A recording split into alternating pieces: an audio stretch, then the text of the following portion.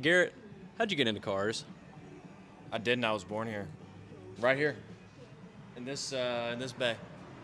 No, no. Honest to God, Dad got this shop. We couldn't have picked a more perfect time. I was like 15, about to be 16, so I had my permit. And whenever I got my first car, I wanted to learn how to work on it too. So I kind of was drawn to it, I guess. But yeah.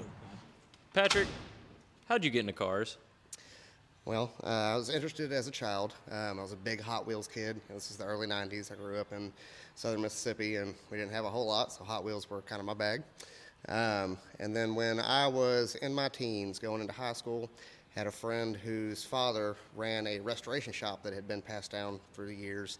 This is specialized in like pre-50s, like Frog Follies era stuff. I mean, complete restorations. They've got their own private museum and everything. It's amazing.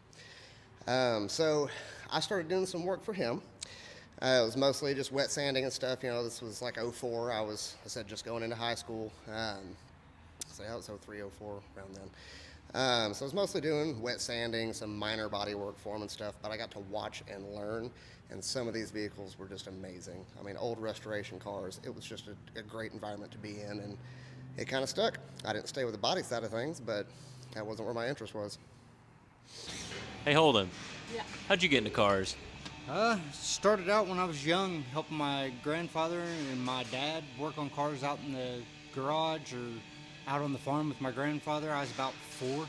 So, favorite story when we were younger with me and my grandfather starting out, I was 5 or 6 years old, and he told me to drop a starter on his 13-speed dump truck.